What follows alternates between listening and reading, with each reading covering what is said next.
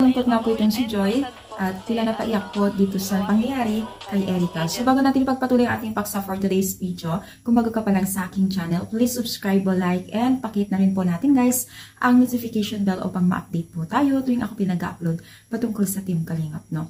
So for today's video nga po ay nakikita naman po natin ang ating intro na talaga naman po itong si Joyce ay talagang mukhang napaiyak din po siya sa pangyayari or itong kaganapan na ito patungkol nga po kay Erica, no? So naitanong nga po ni Kalingap Rab kay Joy na kung anong nagiging reaction po niya dito sa pagpapaalam po ni Kalingap or ni Erica sa Team Kalingap na hindi na po magpapablog, no? Nakakalungkot guys kasi si Erica ay si Joy ay na sobrang nasasayangan po dito sa samahan po nila bilang isang Kalingap partner, no?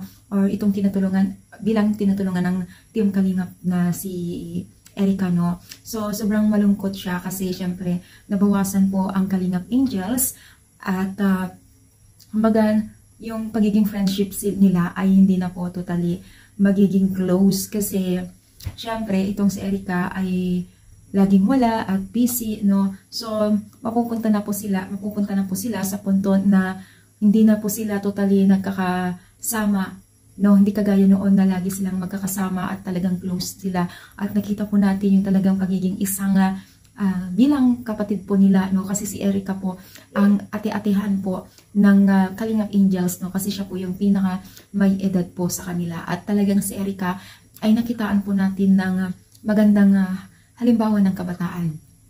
Pero nga lang guys ay talagang hanggang ngayon ay haka-haka or daming katanungan po ng ating isipan, maging ang mga netizens at ang Team Kalingap kung bakit nga agad-agaran, no?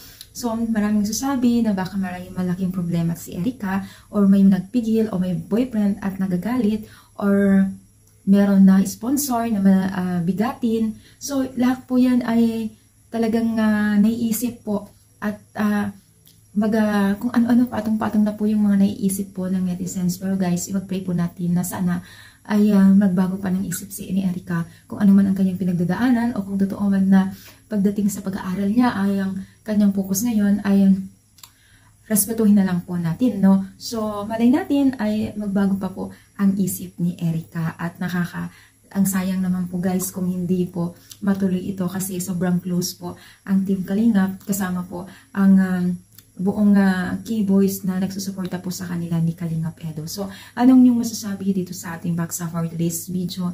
Kayo rin po ba ay nalungkot? Or what else? I-comment down po dito sa baba. At syempre, palike na rin po. At supportahan po natin sila Kalingap Rab, Kuya Bal, lahat po ng kanilang kasama. Thank you and God bless po.